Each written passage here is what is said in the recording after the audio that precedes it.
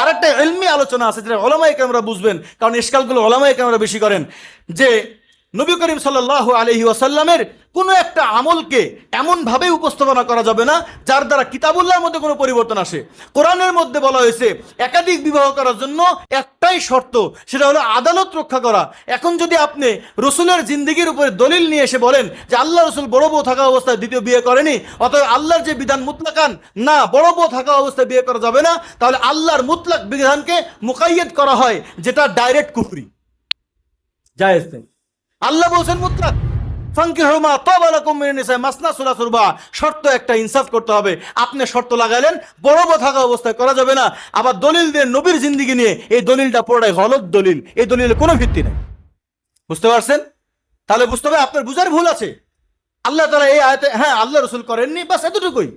কিন্তু কোথাও নিষেধ, একটু মজার কথা শুনেন। হযরত খাদিজা রাদিয়াল্লাহু তাআলা আনহু যখন মারা যান, তখন আল্লাহ রসুল বলছেন, খাদিজা তুমি কি করো, সালাম দিয়ে দিও তোমার সতীনদেরকে সালাম দিও, জান্নাতে তোমার সতীন আছে। খাদিজা বলছে, ইয়া রাসূলুল্লাহ আমার সতীন হবে? হ্যাঁ জান্নাতে তোমার সতীন হবে। তো ফাতেমা রাদিয়াল্লাহু তাআলা এক কিতাবের মধ্যে পড়ছে, ফাতেমা রাদিয়াল্লাহু বলছেন, ইয়া রাসূলুল্লাহ আমার আম্মা তো মরেই যাচ্ছে, এই সময় আবার সতীনের কথা বলার দরকার ছিল।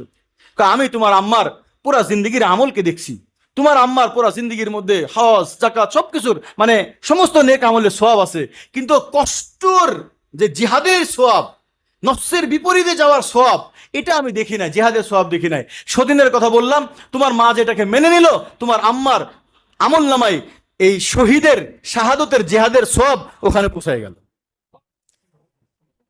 মুহতারাম হাজিরিন, এরপর নবী করিম সাল্লাল্লাহু আলাইহি ওয়াসাল্লাম একাধিক বিয়ে করছে, এবং করা হয়েছে, কোথাও নাই যে বড় স্ত্রী মানতে হবে, থাকা অবস্থায় করা যাবে না।